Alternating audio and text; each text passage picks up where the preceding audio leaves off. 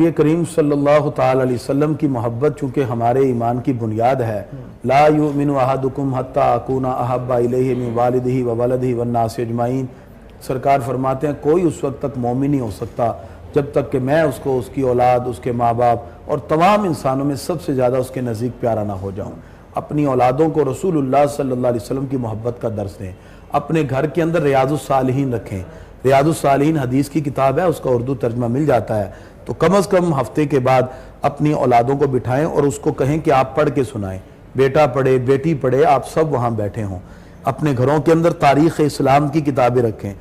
عظیم لوگوں نے جو اسلام میں عظیم کارنامے سر انجام دیے، آپ کم از کم ہفتے کے بعد ایک نہ ایک ہستی کو اپنے گھر کے اندر ڈسکس کریں. اپنے گھروں میں قصص النبیین کی کتابیں رکھیں، انبیاء کرام کے قصے، قرآن مجید کی یہ بنیادی کم از کم سلیبس ہمارے گھر میں، ہر گھر میں ہونا چاہیے، جس میں کم از کم ہم ہفتے بعد یا جب ٹائم ملے اپنے گھر میں خود ہی محفل سے جائیں. آپ اپنی بیٹی کو کہیں کہ جی آپ نے آج ریاض الصالحین کے اندر اولاد کے تھوڑی سی اور وضاحت کر دیجئے. آپ نے کہا اتنا نصاب گھر میں ہونا چاہیے، ٹھیک ہے، لیکن یہ بھی لوگ کہتے ہیں کہ جدید دور ہے، نصاب کی بجائے ہم ڈاؤن لوڈ کر لیں گے، انٹرنیٹ پہ دیکھ لیتے ہیں، پھر ڈیفرنٹ قسم کی جو اسکول آف تھاٹ ہے، جو ایک سوچ ہے وہ آ جاتی ہے. تو پھر کس طرح اس کو آپس پہ جو نا ہاں جی، اس میں ظاہری بات ہے کہ اگر آپ ایک ہی چیز بار بار ایک ہی انداز میں کریں گے تو بورنگ والا معاملہ ہے. تو آپ چینج کر سکتے ہیں. آپ کبھی اپنے گھر کے اندر بیٹھ کے تاریخ پر پڑھیں، کبھی آپ کوئی اچھا سا لیکچر آپ کو نیٹ پہ ملتا ہے، آپ اس کو ڈاؤن لوڈ کر کے آپ اس کو اولاد کو سنائیں. یعنی یہ تو طریقہ کار آپ ڈیفرنٹ کرتے رہیں.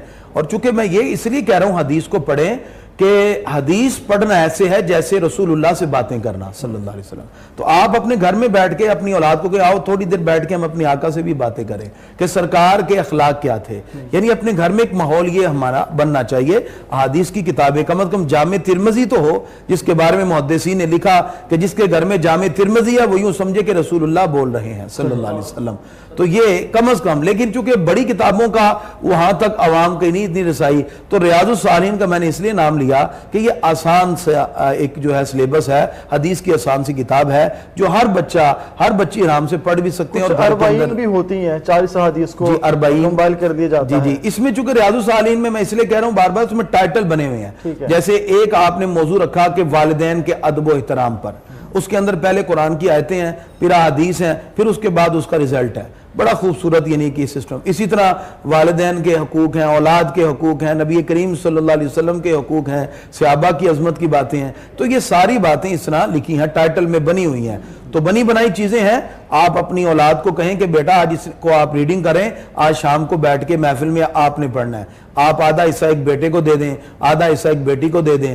وہ وہیں بیٹھ کے جب اس کو ریڈنگ کریں گے، پڑھیں گے، ان کے ذہن میں بھی یہ نقشہ ابھرتا جائے گا اور گھر میں باقی افراد بھی سرکار کی تعلیمات سے واقف ہوں گے. اپنے گھر میں یہ ماحول بنائیں. کم از کم دین کی بنیادی کتابیں ضرور رکھیں، یا آپ کم از کم نیٹ سے ڈاؤن لوڈ کر کے کوئی اچھے سے اچھے لیکچر جو اسلام کے محبت پر مبنی ہوں تو وہ آپ اپنی اولادوں کو ہفتے بعد ضرور سنایا کریں.